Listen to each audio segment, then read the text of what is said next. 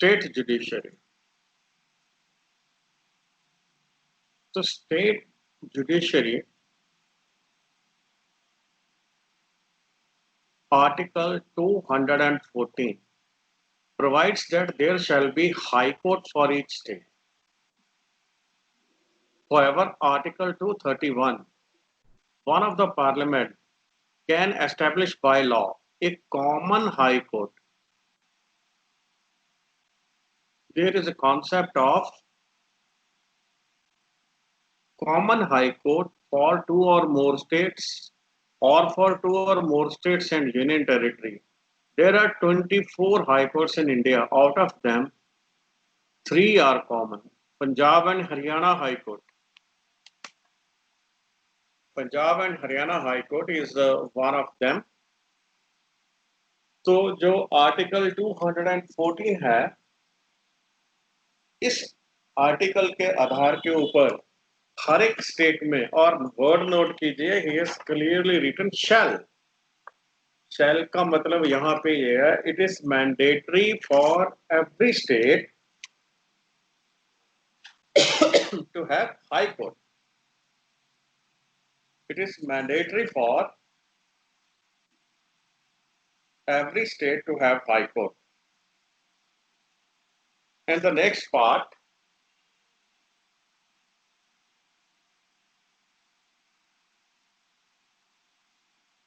Punjab and Haryana High Court is a court common between two states. Now, Calcutta, now we will see some of the high courts. For example, I will take the case of two or more states. For two or more states, for two or more states and a union territories. Maybe two or more states and then two or more states and union territory. Kolkata High Court, Madras High Court, Bombay High Court, Allahabad High Court are the oldest four.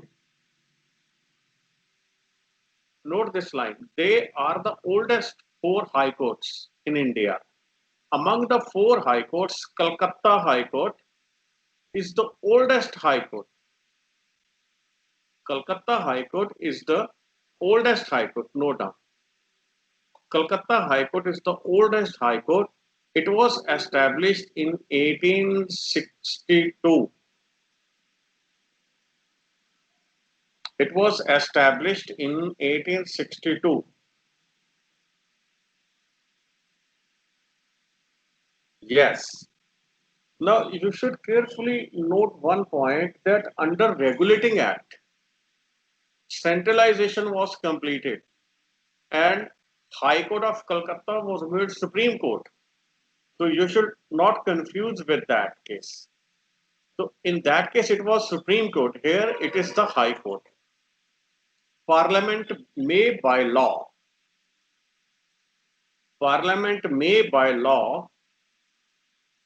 constitute a high court for UT or declare any court in any such UT to be a high court. Very important point. Parliament, note it down. Parliament may by law constitute a high court. Parliament may by law constitute a high court or UT or declare any court in any such UT to be high court. Note down, this is article number 214. Guwahati High Court is the largest high court in India, no doubt. Kolkata oldest and Guwahati High Court is the largest high court in India. Its territorial jurisdiction extends to 7 states, 7 sisters, 7 states in Northeast. Its jurisdiction extends to 7 states. Kolkata High Court has territorial jurisdiction cover over Andaman Nicobar. Kolkata High Court. Delhi has a separate High Court, but the other UTs come under various High Courts. Delhi has a separate High Court. Noted down. Appointment of judges.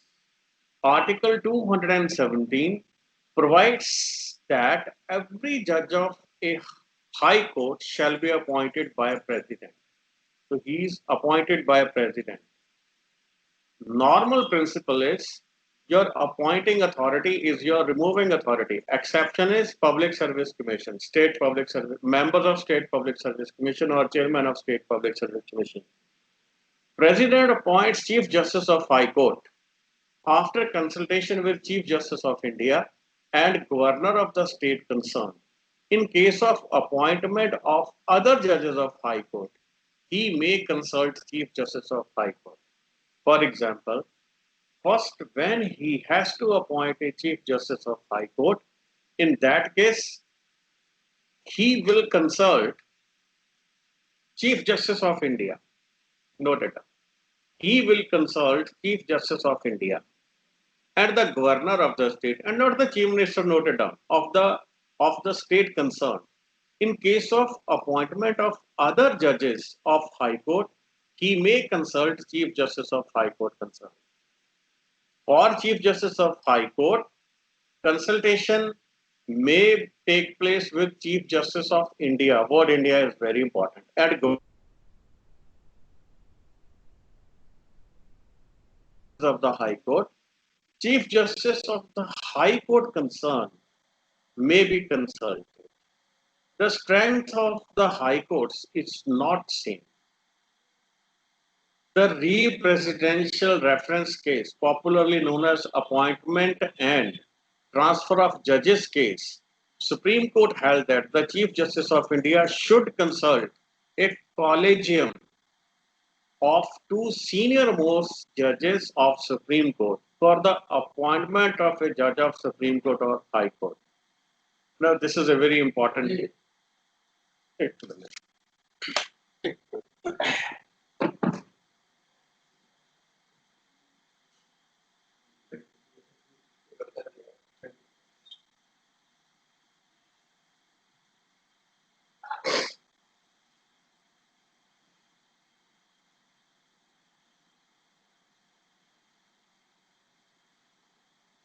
Now,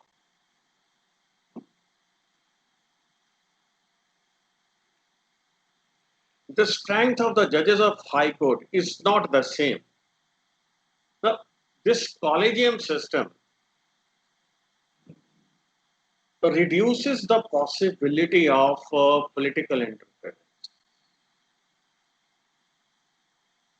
But the counterpoint of view is that it creates an umpire within umpire, means VIPs within judicial system. But it is better to have VIPs within judicial system than having an interference from political class. Normally, political class, by arm twisting, they tend to remove the inconvenient judges. Now, they tend to transfer the inconvenient judges, they tend to remove the inconvenient judges from their present posting, and they may transfer to some other station. So transfer shouldn't be on political considerations. To overcome the hurdle of political interference, collegium system was evolved. Now, we will have a brief look on various aspects. For example, Supreme Court of India. In case of this Supreme Court of India, High Court comes under Supreme Court. Then we have got metropolitan courts. Metropolitan courts, it takes up two kinds of matters. One is civil and other is criminal. And in case of civil matters,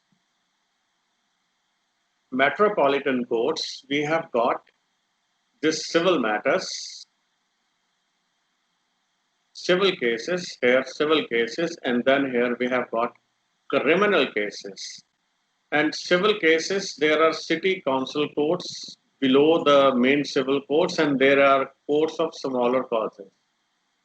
Similarly, under criminal courts, we have got session judges and then chief metropolitan court and then metropolitan magistrate court.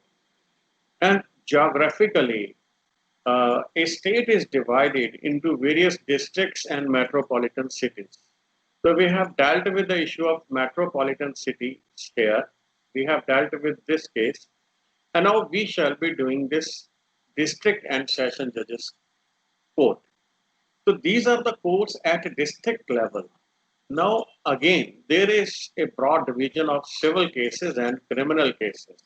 जो civil cases हैं इनमें top पे district court आती है, फिर सब court आ जाती है, उसके बाद प्रिंसिपल जूनियर सिविल जज कोर्ट आ जाता है और उसके बाद हमारे पास मुंसिफ कोर्ट आ जाती है और दूसरी साइड पे हमारे पास टॉप पे we have got criminal court और उसके बाद हमारे पास सेशन कोर्ट आ जाती है और सेशन कोर्ट के बाद जो हमारे पास judicial magistrate court first class आती है और फिर judicial magistrate court second class आ जाती है।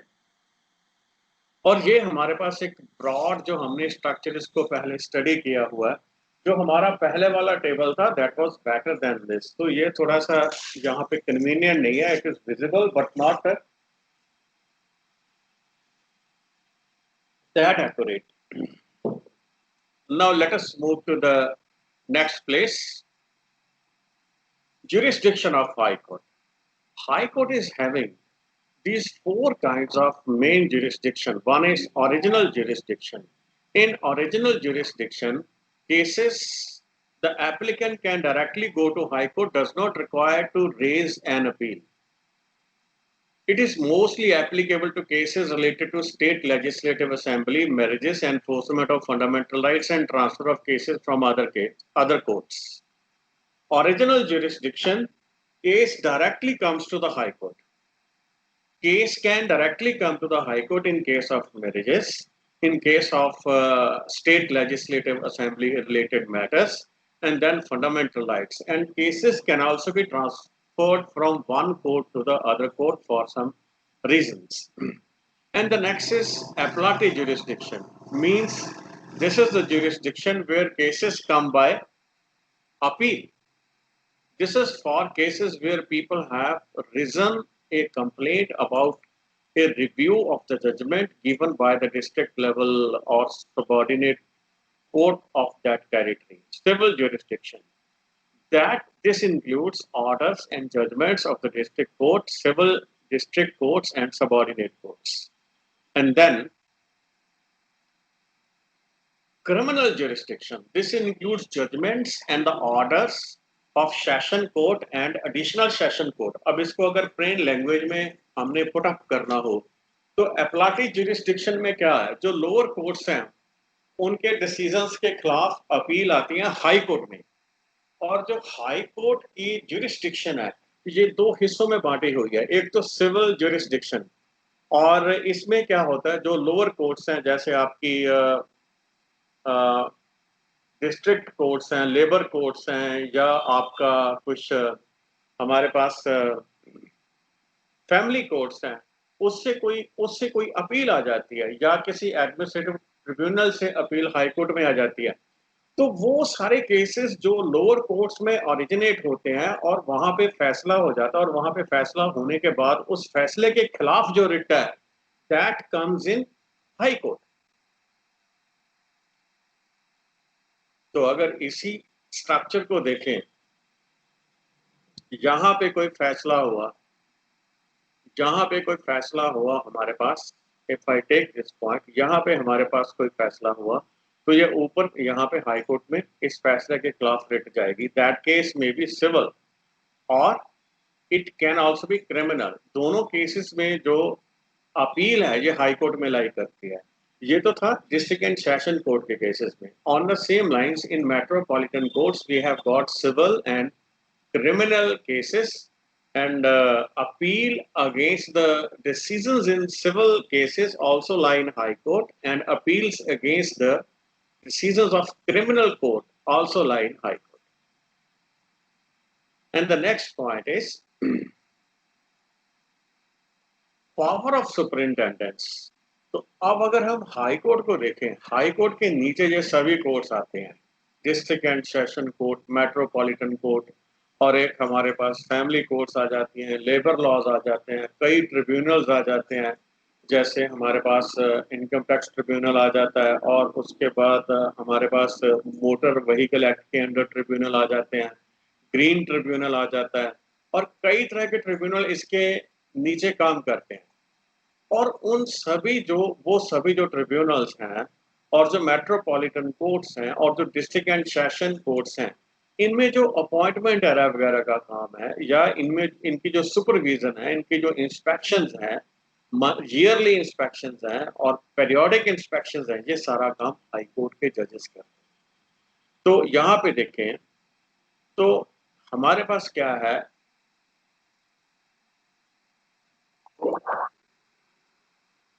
it is a special power enjoyed only by High Court, and no other subordinate court has the power of superintendence.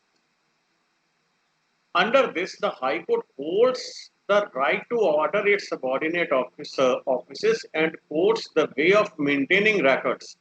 कि आपने रिकॉर्ड कैसे मेंटेन करना है, क्योंकि जो आदमी इंस्पेक्शन जिस आदमी ने इंस्पेक्शन करनी होती है, he has got a particular set of objectives and the information or the record should be maintained in such a form so that he can do inspections in easy ways, या उससे पहले data कैसे तैयार करना है, ये जो सारे काम हैं, तो इसके बारे में जो इंस्ट्रक्शंस हैं वो हाई कोर्ट ही जारी मतलब कि इशू करती हैं। और अब इसके बाद क्या है, maintaining rackets prescribe rules for holding proceedings in the court.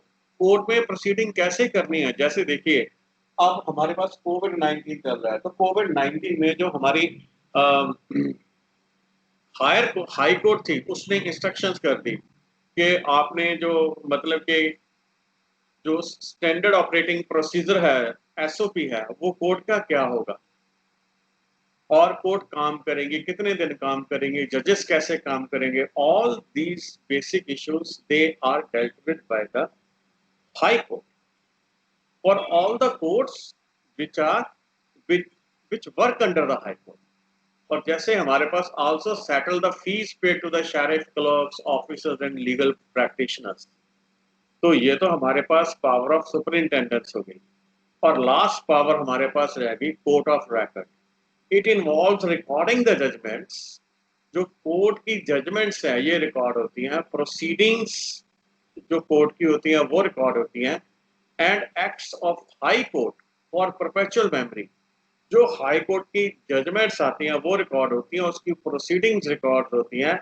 ये किस लिए रिकॉर्ड होती हैं, ये इसलिए रिकॉर्ड की जाती हैं ताकि जो लोअर कोर्ट्स हैं इन्होंने जब फैसले देने हैं, so that they can take clue from the judgments given by the high court.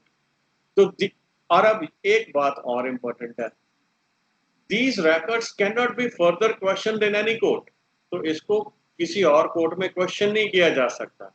It has the power to punish for the contempt of itself. अगर कोर्ट का कंटेम्प्ट हो जाता है तो कोर्ट के पास पावर ऑफ पनिशमेंट है। तो मैंने आपके सामने ज्यूरिसडिक्शन को एक ट्री स्ट्रक्चर में डिस्कस कर दिया। Now we will see it in a regular manner.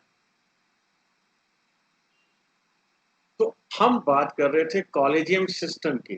Transfer और अपॉइंटमेंट के लिए एक 1998 या 97 के आसपास एक जजमेंट आई थी सुप्रीम कोर्ट की, और उसके आधार के ऊपर कॉलेजियम सिस्टम को एस्टेब्लिश किया गया था। तो अब वो क्या कहते हैं, अगर हाई कोर्ट के जजेस को ट्रांसफर करना है, further in case of transfer of high court जजेस, in addition to the collegium of 4 जजेस of supreme court, the Chief Justice of India is required to consult the Chief Justice of both high courts। ये एक बड़ा important point है, kindly note it down, this is a very important point। तो हमारे पास जब एक high court से दूसरी हाई कोर्ट को किसी जज को ट्रांसफर करना है, तो हमारे पास एक तो सोर्स हाई कोर्ट आ गया, सोर्स हाई कोर्ट वो आ गया यहां से जज को ट्रांसफर करना है। एक डेस्टिनेशन हाई कोर्ट हो गया जहां पे ट्रांसफर करना है। तो वो दोनों हाई कोर्ट्स के जो चीफ जस्टिस हैं उनको कंसल्ट किया जाएगा ट्रांसफर करने से पहले। तो अब Article 222 empowers President after consultation with Chief Justice of India to transfer a judge from one high court to another high court. तो ये आर्टिकल जो हमारे पास 222 है, तो इसके अनुसार जो राष्ट्रपति है ये चीफ जस्टिस ऑफ इंडिया को कंसल्ट करने के बाद एक जज को एक हाई कोर्ट से दूसरी हाई कोर्ट में ट्रांसफर कर सकता है। तो क्वालिफिकेशन जज के लिए हमारे पास क्या है? हाई कोर्ट के जज के लिए he should be citizen of India. First, he should be citizen. Second, he should have held judicial office at least for 10 years and have been an advocate of one high court or two or more high courts in succession at least for 10 years. तो मैं थोड़ा सा आपको यहाँ पे इसको elaborate कर दूँ। तो एक तो he should be citizen of India, तो this is quite clear. उसको 10 साल जुडिशियल ऑफिस का एक्सपीरियंस चाहिए। नॉर्मली जो हमारे सेशन जजेस होते हैं या जो हमारी डिस्ट्रिक्ट लेवल के मतलब के जजेस होते हैं, सेशन जज होता है, देन ही कैन बी या head of the civil branch, district जज या जिसको हम जुडिशियल मैजिस्ट्रेट बोलते हैं, जुडिशियल मैजिस्ट्रेट, और या हमारे पास सेशन जज जो होता है, ये दोनों टॉप लेवल के जजेस होते हैं और ये प्रमोट होके हाई कोर्ट में चले जाते हैं। वन इज थ्रू प्रमोशन, एक इसका कोटा ऐसे भी होता है, इसने मेंशन नहीं किया। और उसके बाद have held the office of judicial office for at least 10 years, 10 साल वो जुडिशियल ऑफिस में काम करता हो, और have been an advocate of one high court or two or more high courts in succession for at least 10 years. वो 10 साल के लिए एक हाई कोर्ट में 10 साल उसने काम किया हो, या लगातार 10 साल दो या दो से ज्यादा हाई कोर्ट में काम किया हो। जैसे किसी आदमी ने पहले, हम ये बात मान लें कि उत्तराखंड हाई कोर्ट में किसी एडवोकेट ने 5 साल प्रैक्टिस की और उसके बाद वो Punjab and Haryana high court में 5 साल कर गया प्रैक्टिस, तो उसके 10 साल पूरे हो गए। हाइपोथेटिकली अज्यूम कीजिए कि किसी ने इलाहाबाद हाई कोर्ट में 3 साल काम किया, उसके बाद 4 साल उसने उत्तराखंड हाई कोर्ट में काम किया, और फिर उसके बाद 3 साल उसने Punjab and Haryana high court में काम कर लिया, तो उसके जो हमारे पास 10 years have been completed, then he is eligible for the post of judge of a high court. Then the term of ad hoc judge, तो ad hoc judge क्या होता है? Until he attains the age of 62 years, जब तक उसकी 62 साल की आयु नहीं हो जाती तब तक वो रहता है। He may resign by writing to the president, वो रिजाइन कर सकते हैं प्रेसिडेंट को लेटर एड्रेस करके। He may be removed by president on grounds of proved misbehavior and incapacity on an address by both houses of parliament, supported by 2/3 of the member present and voting in each house. तो ये एक बड़े important condition है इसकी। तो एक बात आप यहाँ पे मानिए कि जो हमारा हाई कोर्ट का जज है उसका रिमूवल का प्रोसेस और जो सुप्रीम कोर्ट का जज है उसका रिमूवल का प्रोसेस वो सेम है। लॉजिकली कई बार हम ऐसे सोचते हैं कि जैसे हाई कोर्ट, जैसे सुप्रीम कोर्ट के जज की इम्पीचमेंट पार्लियामेंट करती है, वैसे ही हाई कोर्ट के जज की इम्पीचमेंट स्टेट लेजिस्लेटिव असेंबली करेगी, ऐसा कुछ नहीं है। जज वेदर ऑफ हाई कोर्ट और ऑफ सुप्रीम कोर्ट, जो उसकी इम्पीचमेंट का प्रोसेस है, जो उसकी रिमूवल का प्रोसेस है, वो राष्ट्रपति उसको रिमूव करता है। लेकिन उससे पहले इम्पीचमेंट प्रोसेस का राष्ट्रपति तो एक हिस्सा है, उससे पहले व्हाट डू वी नीड, वो हमारे पास ये है कि दोनों हाउसेस में स्पेशल मेजॉरिटी से एक मोशन पास हो, और उस मोशन का कंटेंट क्या हो कि ये जो पर्टिकुलर जज है, he can be removed, a particular judge can be removed on grounds of proved misbehavior and incapacity. वो मिसबिहेवियर जिसको साबित किया जा सके, आप इस लाइन को याद रखिए, proved misbehaviour that can B prove, और इनकैपेसिटी, काम करने की क्षमता उसमें कम है। तो ये दोनों ग्राउंड्स हैं जिन ग्राउंड्स के ऊपर किसी भी सुप्रीम कोर्ट या हाई कोर्ट के जज को इम्पीच किया जा सकता है। आज तक एक रंगास्वामी जज थे, उनके खिलाफ इम्पीचमेंट मोशन पार्लियामेंट में मूव हुआ था, तो वो लोकसभा में मूव किया गया था, लेकिन फिर वो finally that motion was withdrawn. Thus, a judge of High Court can be removed in the same way as a judge of Supreme Court. ये मैं आपको पहले ही बता चुका हूँ। और जो नेक्स्ट इशू हमारे पास है emoluments. Besides other facility, Chief Justice of India and other judges of High Court could get a salary of 90,000 and 80,000 per month. ये चेंज हो चुकी हैं, नए जो पे स्केल्स हैं इसमें। The salaries and allowances of the judges are charged. ये बात नोट कीजिए, they are charged with the consolidated fund of state and not of India. जो सुप्रीम कोर्ट के जजेस हैं उनकी salary consolidated fund of India पे चार्ज होती है, और जो हाई कोर्ट के जजेस हैं उनकी सैलरीज कंसोलिडेटेड फंड ऑफ जो जिस स्टेट की हाई कोर्ट के वो जज हैं उस स्टेट के जो कंसोलिडेटेड फंड है उसके ऊपर उनकी जो सैलरी चार्ज होगी। तो अगर कोई Punjab and Haryana high court का जज है तो उसकी सैलरी चार्ज होगी consolidated fund of Punjab as well as on Haryana, तो वो उनकी सैलरी की डिवीजन हो जाएगी। तो these cannot be varied by the parliament to their disadvantage after their appointment। और जो सैलरी एंड अलाउंसेस है किसी जज के, उनकी अपॉइंटमेंट के बाद कम नहीं किए जा सकते। मतलब कि किसी जज को पनिश नहीं किया जा सकता if he is inconvenient to the political class. The pensions of the जजेस, ये बात नोट, दोनों में डिफरेंस है। सैलरी तो स्टेट पे चार्ज होती है हाई कोर्ट की, लेकिन जो हाई कोर्ट के जज की सैलरी है that is charge on consolidated fund of India. ये इंडिया नोट कीजिए, salary is charge on consolidated fund of the state, but the pension is charged on consolidated fund of India. After retirement, a permanent judge of High Court cannot plead or act in a court of India except Supreme Court or High Court other than the one in which he has held the office.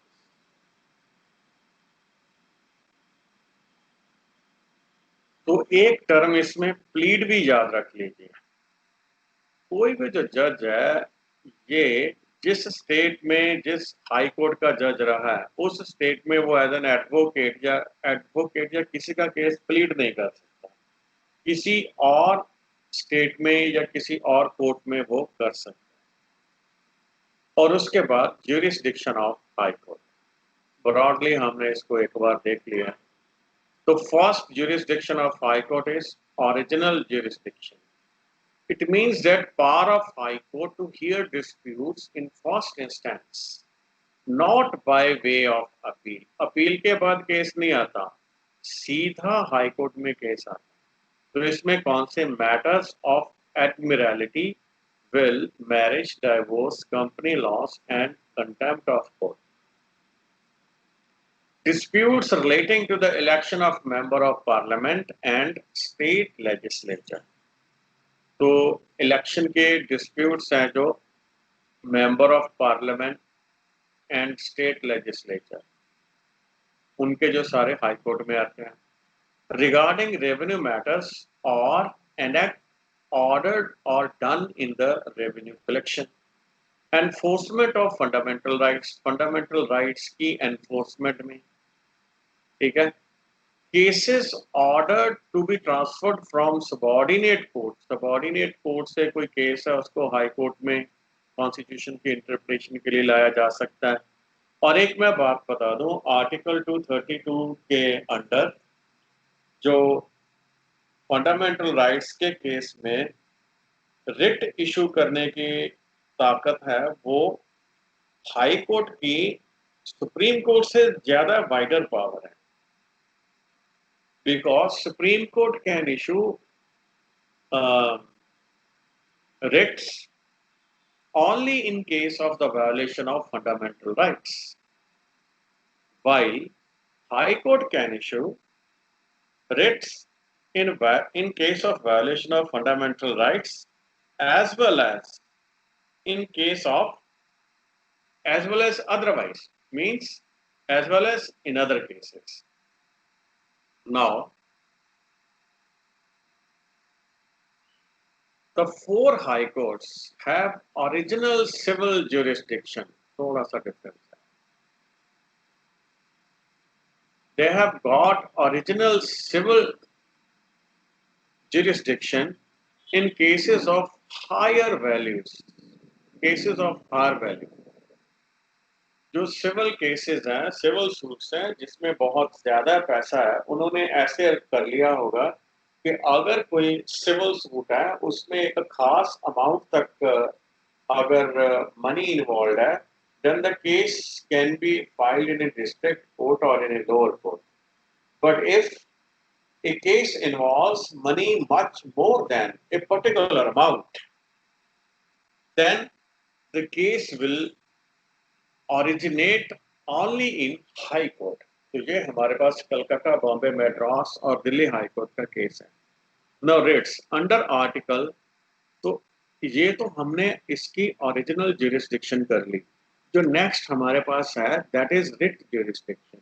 जो writ jurisdiction है इसमें article 226, article 226 constitution का आता है, that empowers high court to issue writs. कौन कौन सी writs? Habeas corpus, mandamus, certiorari, prohibition and then quo warranto. Habeas corpus का मतलब तो होता है to bring the body in front of us. तो इसमें ये क्या है कि अगर कोई किसी को इम्प्रिजन कर लेता है इलीगली तो ये होता है. Mandamus is just a command to do the duty. Certiorari is you will have to certify. अगर कोई लोअर कोर्ट अपनी जुरिस्डिक्शन को ओवरस्टेप करती है तो certiorari can be issued before the decision of the case, meaning के it can be preventive as well as it can be curative. It can be issued after the decision has been taken by the court. And the next is quo warranto. Quo warranto is a writ which is issued when someone is occupying a public office. We ask them by what warrant you are occupying the public office. So these are the basic writs for the enforcement of fundamental rights of the citizen, and this is the power which is only with High Court and not with the Supreme Court. In this particular matter, Supreme Court is more powerful than High Court. In this matter, Supreme Court is more powerful than High Court. Otherwise, I have said in a reverse manner. In this case, the power of High Court, I will write this as power of High Court in mathematical language is much larger than power of Supreme Court. इस case में under article 226 जब Ritz issue की जाती हैं fundamental rights के ऊपर, when we issue the writs on fundamental rights, in that case power of High Court is much larger than the power of Supreme Court because they can issue writs for other purposes as well. This line is very much important. The phrase for other purposes refer to the enforcement of ordinary legal right. Note it down. Ordinary legal right. The High Court can issue writs to any person, authority or government not only within its territorial jurisdiction but also outside the territorial jurisdiction. Note it down. Writs can be issued even outside the territorial jurisdiction.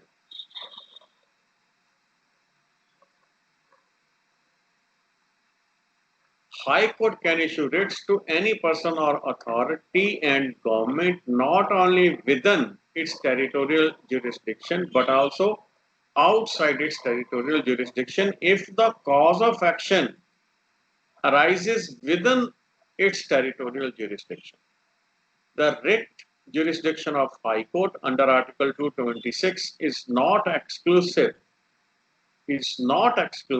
but is concurrent with Supreme Court. Under Article 32, writ jurisdiction lies with Supreme Court in case of fundamental rights. Fundamental right के cases में जो writ jurisdiction है particularly ये हमारे पास supreme court के पास लाई करती है in this particular case.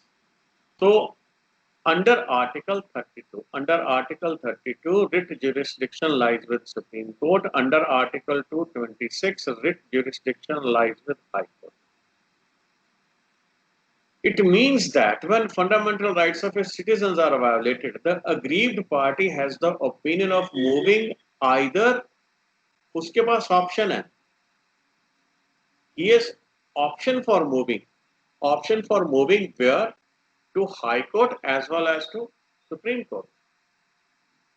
तो इसमें ऐसे है, थोड़ा सा एक क्वेश्चन तो इसमें आ ही जाता है कि जो हमारे पास सुप्रीम कोर्ट है ये बहुत कॉस्टली है, हाई कोर्ट उतनी कॉस्टली नहीं है. However, writ jurisdiction of High Court is wider than supreme court. तो अगर रिट jurisdiction हाई कोर्ट की वाइडर है और वहां पे आपको केस करना भी उतना कॉस्टली नहीं पड़ता, तो it means high court may be a better option in many of the cases. This is because Supreme Court can issue writs only in enforcement of fundamental. ये मैंने आपको सारी बातें बता दी हैं.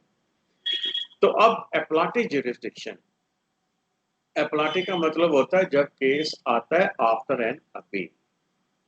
A high court is primarily a court of appeal.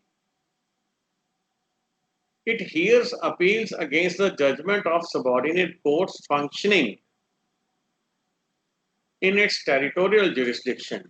It has appellate jurisdiction in both civil and criminal matters. Hence, the appellate jurisdiction of a high court is wider than Supreme Court. ये भी बात याद. Appellate jurisdiction of a high court is wider than its original jurisdiction. जो इसकी original jurisdiction से जो इसकी appellate jurisdiction है, that is much wider. और इसकी appellate jurisdiction वो तो हमने टेबल भी देख लिया था कि मतलब डिस्ट्रिक्ट लेवल पे केसेस को दो पार्ट्स में डिवाइड करते हैं. वन इज सिविल केसेस और दूसरे जो हमारे होते हैं क्रिमिनल केसेस, और दोनों के अगेंस्ट जो अपील है ये हाई कोर्ट में लाई करती है. We have done it already. और उसके बाद हमारे पास एक सुपरवाइजरी पावर होती है. High court has the power to power of superintendence over all courts and tribunals functioning in its territorial jurisdiction, except military courts or tribunals. तो military courts और tribunals को छोड़ के जो हमारे पास सुपरिंटेंडेंस की पावर जो है हाई कोर्ट की, वो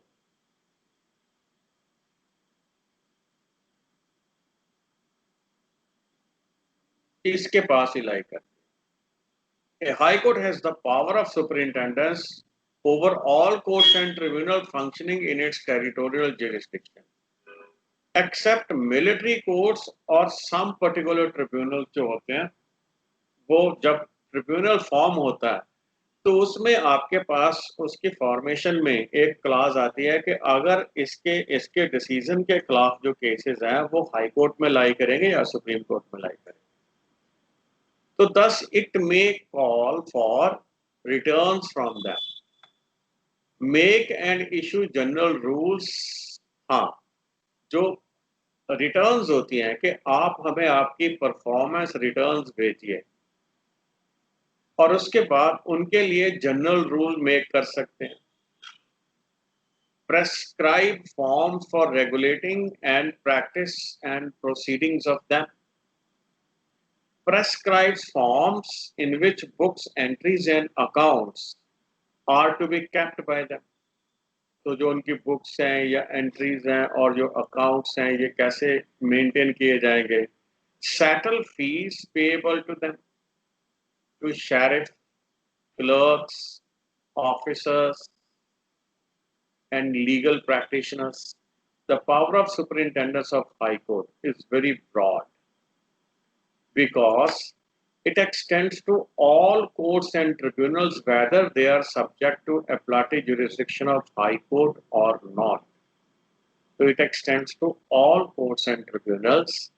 It covers not only administrative superintendents but also judicial superintendents. It is a it's a revisional jurisdiction and it can have suo motu power, not necessarily on the application of a party. तो suo motu cases कैसे होते हैं? Normally जो हमारे पास judiciary का rule ये है कि अगर कोई भी केस है, किसी कोर्ट में किसी ने केस फाइल करना है, तो that should be the aggrieved party. Aggrieved party के बिना केस फाइल नहीं हो सकता. और कुछ केसेस में ऐसे होता है कि अगर किसी के साथ कोई बहुत बड़ी मतलब के एट्रोसिटीज कमिट हो जाए, उसको अपने हक के बारे में मालूम ही ना हो, तो उस केस में क्या होता है, कोर्ट्स टेक स्यू मोटो.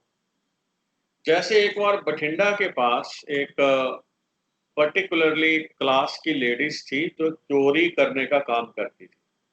पुलिस उन्हें बहुत बार पकड़ चुकी थी. पुलिस ने क्या किया कि उनके माथे के ऊपर लिखा दिया कि मैं चोरनी हूं.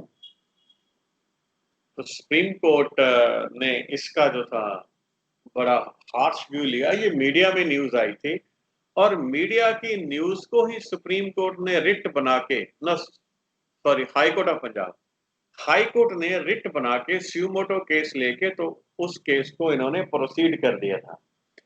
और उसके बाद एक केस और हुआ था अमृतसर के पास. किसी मैरिज पैलेस के बाहर एक लड़की को पुलिस वालों ने पीटा था. तो उस केस को जो हाई कोर्ट ने तो स्यूमोटो नहीं लिया, लेकिन सुप्रीम कोर्ट ने उस न्यूज को, उस वीडियो को देख के उस केस को स्यूमोटो ले लिया.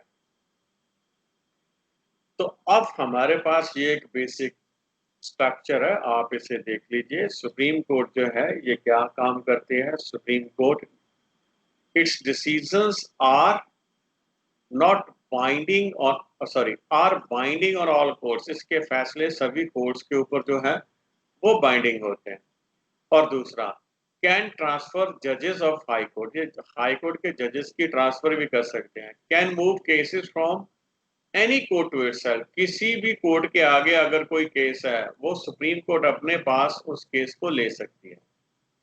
तो ये सुप्रीम कोर्ट के पास पावर है. तो ये अपने पास कोई भी कोर्ट ले सकती है. Can transfer any case from high court, पहली बात तो हाई कोर्ट से अपने पास केस को ले सकती है और किसी और कोर्ट में भी अगर हो तो वो भी केस को अपने पास ये ले सकती है. High court can hear appeals from lower court. हम अभी बात कर चुके हैं कि इसकी एपलाटी ज्यूरिसडिक्शन ओरिजिनल ज्यूरिसडिक्शन से बहुत वाइड है. कैन इशू रिट्स, ये इशू रिट्स कर सकती है फंडामेंटल राइट्स में. Can deal with the cases within the jurisdiction of state, जो स्टेट की ज्यूरिसडिक्शन के विद इन केसेस राइज होते हैं उसको डील करती है. Exercises superintendence and control over the courts below it, और ये एडमिनिस्ट्रेटिव सुपरिंटेंडेंस भी है और जुडिशियल सुपरिंटेंडेंस भी है. इसी तरह से we have got district courts, they deal with the cases arising in that particular district. Consider appeals on decisions given by, अगर कोई लोअर कोर्ट फैसला करती है तो हायर कोर्ट उसके उसके खिलाफ अपील को देखती है. Then decides cases involving serious criminal offences. तो अब नीचे सबऑर्डिनेट केसेस आ जाती हैं, ये सिविल और क्रिमिनल केसेस भी लेती हैं. और अब हमारे पास the power does not vest high court with any unlimited authority. Authority पे limits होती हैं over the subordinate courts and tribunals. It is an extraordinary power and has to be used most sparingly and only in appropriate cases. Usually it is limited to excess of jurisdiction, which is called overfeasance. gross violation of law, error of law, malfeasance, disregard to the law of superior courts, perverse findings, and manifest injustice. And the next is control over subordinate courts. In addition to appellate jurisdiction, the supervisory jurisdiction of subordinate courts, as mentioned above, a high court has an administrative control and other powers over them. तो high court का subordinate courts के ऊपर administrative control भी होता है और इससे पहले we were talking a bit about the judicial control. तो अब क्या है, इट इज जब गवर्नर ने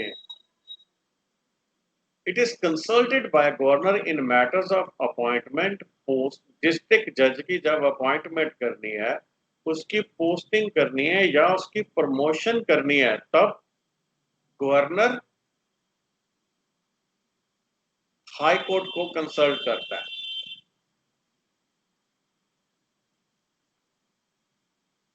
and in the appointment of person in judicial services, जब किसी को पीसीएस जुडिशियल बनाना है तब भी. तो इस केस में पहले था, जब रवि सिद्धू केस होने से पहले पीसीएस जुडिशियल का एग्जाम जो था, ये पंजाब पब्लिक सर्विस कमीशन जो था ये करवाता था. उसके बाद क्या हुआ, जब ये एक्सपोज हो गया तो जो हाई कोर्ट थी वो पीसीएस जुडिशरी का एग्जाम कंडक्ट करवाने लगी. तो काफी समय तक हाई कोर्ट ने ही पीसीएस जुडिशरी का एग्जाम कंडक्ट किया.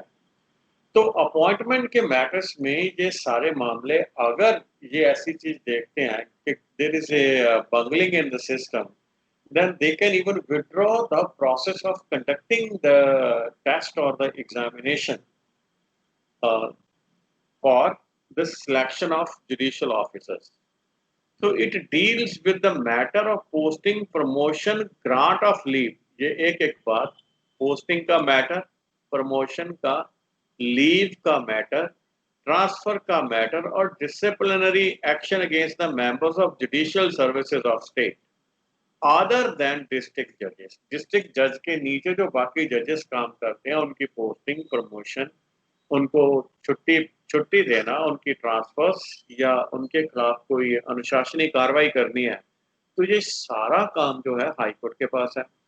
It can withdraw A case pending in subordinate court if it involves A substantial question of law. अगर कोई कानून का सबस्टेंशियल क्वेश्चन इन्वॉल्व होता है और कोर्ट ये महसूस करती है कि high court is in a better position to interpret the law और इंटरप्रेट द कॉन्स्टिट्यूशन, तो वो सभी केसेस को अपने पास विड्रॉ कर लेती है. It can then either dispose of the cases itself or determine the question of the law and return the case to the subordinate court. तो उस केस में ये एक बात कर सकती है, सारे केस का फैसला भी अपने आप कर सकती है, और जहां पे इंटरप्रिटेशन ऑफ लॉ चाहिए वहां वो इंटरप्रिटेशन करने के बाद वो जुडिशरी को, लोअर कोर्ट को, फिर वो केस वापस भेज देती है फाइनल डिसीजन के लिए. The law is binding on all subordinate courts functioning within its territorial jurisdiction in the same manner as law declared by the Supreme Court is binding on all courts. तो जो law है high court ने जो बना दिया, या जो high court के डिसीजंस हैं, ये उसकी टेरिटोरियल जुरिस्डिक्शन में बाइंडिंग होते हैं सबऑर्डिनेट कोर्ट्स के ऊपर. The power of judicial review. Judicial review is the power of the High Court to examine the constitutionality of legislative enactment and executive order. तो इन्होंने ये देखना है कि क्या जो कानून लेजिस्लेचर बना रहा है, स्टेट लेजिस्लेटिव असेंबली जो कानून बना रही है, क्या वो संविधान के अनुसार है, या जो स्टेट लेजिस्लेटिव असेंबली द्वारा बनाए गए कानून हैं उनकी एग्जीक्यूशन के लिए जो ऑर्डर्स हैं, क्या ये भारत की कॉन्स्टिट्यूशन के हिसाब से है. ऑन द एग्जामिनेशन, अगर उसको ऐसा लगे कि कोई ऐसा ऑर्डर, एग्जेक्टिव ऑर्डर या कोई ऐसी लेजिस्लेटिव एनेक्टमेंट है जो कॉन्स्टिट्यूशन को वायोलेट करती है, तो उस केस में ये उस लॉ को, उस एग्जेक्टिव ऑर्डर को अनकॉन्स्टिट्यूशनल डिक्लेयर कर सकते हैं, इलीगल और unconstitutional and invalid. Though the phrase judicial review has nowhere been used in the Constitution, the provision of Article 113 and 226 explicitly confer the power of judicial review on High Court and Supreme Court. The constitutional validity of the legislative enactment or an executive order can be challenged in a High Court on following grounds. One is, it infringes the fundamental right. अगर कोई order या कोई कानून legislative enactment fundamental right की violation करती है part 3 of the constitution में, तो उसको वो नल एंड वॉइड डिक्लेयर कर सकते हैं. We know this fact that can be declared as null and void. It is outside the competence of authority which has framed it. Overfeasance. अगर किसी आदमी, किसी अथॉरिटी के पास उतनी कॉम्पिटेंस नहीं थी, उसने ऑर्डर बियॉन्ड द कॉम्पिटेंस कर दिया, तो वो ओवरफिएसेंस हो जाता है. It is repugnant to constitution provision. जो उन्होंने कानून बनाया है या जो ऑर्डर दिया वो कॉन्स्टिट्यूशनल प्रोविजन के खिलाफ है, जो कॉन्स्टिट्यूशन में लिखा हुआ है उसके खिलाफ है. The 42nd Amendment Act 1976 curtailed the judicial review power of High Court. It debarred the High Courts from considering constitutional validity of any central law. अब ये बात आप जान सकते हैं, सेंट्रल लॉ की कॉन्स्टिट्यूशनल वैलिडिटी सुप्रीम कोर्ट ही नहीं test कर सकती, वो हाई कोर्ट भी कर सकती है. ये पॉइंट एक याद रखिए. जो नॉर्मल दिमाग में ऐसा आता है कि सेंट्रल गवर्नमेंट की जो किसी लॉ की या किसी एग्जीक्यूटिव ऑर्डर की कॉन्स्टिट्यूशनल वैलिडिटी जो है, हमारे माइंड में ये इंप्रेशन है कि वो सुप्रीम कोर्ट में होती होगी और जो स्टेट की है वो हाई कोर्ट में. ऐसा कुछ नहीं है. High court is empowered to test the constitutional validity of legislative enactment or executive order of state as well as central government. Central law और स्टेट लॉ दोनों को वो क्वेश्चन कर सकते हैं. तो अब हम एक बड़ा जल्दी से ये पार्ट देखेंगे, सुप्रीम कोर्ट और हाई कोर्ट में डिफरेंस क्या है. सबसे बड़ी जो कोर्ट है वो सुप्रीम कोर्ट है. हाई कोर्ट जो है ये हर एक स्टेट में एक तो होती है. ऑल द जजेस ऑफ सुप्रीम कोर्ट रिटायर. 65 साल की आयु में जज रिटायर होते हैं सुप्रीम कोर्ट के और हाई कोर्ट के 62 साल की एज में. जजेस of supreme court can not do their practice after retirement. Supreme court का जज प्रैक्टिस नहीं कर सकता रिटायरमेंट के बाद. The judges of High Court cannot do his legal practice during his tenure, but he can do this after his tenure in any High Court or Supreme Court. He cannot do legal practice in the courts below the High Court. एक तो high court के नीचे practice नहीं कर सकता, एक उस state में प्रैक्टिस नहीं कर सकता जिस स्टेट में वो जज रहा है. तो उस ये दोनों कंडीशंस के अंडर वो हाई कोर्ट या सुप्रीम कोर्ट में प्रैक्टिस कर सकता है. द जजेस of supreme court can not be transferred and can not be promoted. तो इनकी ट्रांसफर भी नहीं हो सकती और प्रमोशन अब आगे क्या होगी. द जजेस of high court are transferable and to other high courts. They can be promoted as a जज of supreme court. The Supreme Court is now bounded to obey the decisions of High Court. High Court के फैसले को obey करना Supreme Court का काम नहीं है, लेकिन High Court को Supreme Court के फैसले को obey करना पड़ेगा. Supreme Court has the power to take decisions regarding constitutions. Constitution के मामले में Supreme Court decision ले सकती है. तो लेकिन High Court Constitution के मामले में फैसला नहीं ले सकती. The Chief Justice of Supreme Court draws a salary of 1 lakh rupees, जबकि सुप्रीम कोर्ट का जज 90,000. तो यहाँ पे चीफ जस्टिस 90,000 हाई कोर्ट का और जज 80,000. Now, the cases involving interpretation of constitution are decided only constitution की interpretation के cases वो जो है सुप्रीम कोर्ट ही लेती है. The cases involving interpretation of constitution are not decided. Not word यहाँ पे एक highlight कर लीजिए. Not. Supreme Court can issue writs only for the enforcement of fundamental rights. High Court can issue writs not only for the enforcement of fundamental rights but also for any other purpose. A remedy under Article 32 in itself is a fundamental right and hence Supreme Court may not refuse to exercise the jurisdiction. A remedy under Article this ये बड़ा important point है. ये discretionary है. High court के पास जो 226 article के under writ issue करने की पावर है वो डिस्क्रिशनरी है. हाई कोर्ट रिफ्यूज भी कर सकती है रिट इशू करना, लेकिन सुप्रीम कोर्ट नहीं कर सकती. फंडामेंटल राइट की वायलेशन के केस में सुप्रीम कोर्ट को रिट इशू करना ही पड़ेगा.